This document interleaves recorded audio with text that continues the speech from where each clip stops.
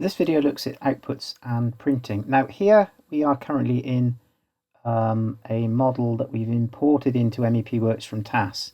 So we take the view that all of your outputs will be defined actually in TAS. So we've curtailed the printout menu when you import from TAS. The model we're currently looking at was one we set up earlier in the previous videos where we are actually using the inbuilt calculation, so we do need to produce some reports. So you can see up here on the print menu a set of options available to you.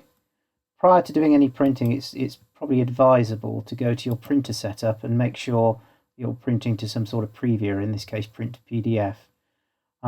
This will then give you a good feel for the type and output of printout, which you can have a go at yourself.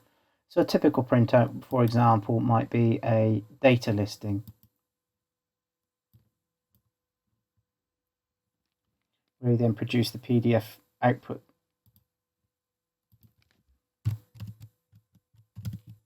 This creates the PDF in the appropriate folder.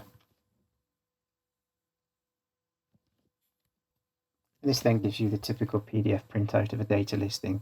So effectively we're looking at all the data entries that the engineer makes and all the assumptions that are made for the calculations, which can be reviewed.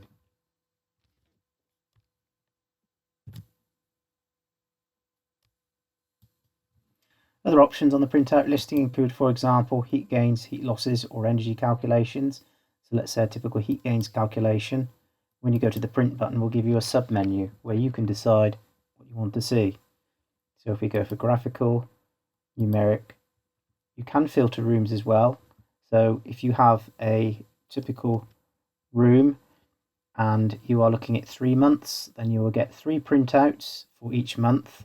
You'll get 3 graphs, 3 summaries and a numeric. So for each room you could have up to 12 sheets of paper. So it's worth experimenting with the different parameters and different permutations and setups using your print previewer, and go and have a look at the preferred printouts that you want to do. So we'll look at this sample of this particular printout and we'll select graphical and numeric as well. So here you can see we've created a very extensive report. For each room, you get the general information, and you're getting a heat gain chart, you're getting the numeric chart, and you're getting the heat gain chart for each different month for each space.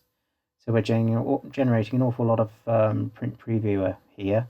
So it's always best to become acquainted with the printer menus prior to creating any reports, so that you're fully aware on the scope and the extent of the printouts and reports that you can create.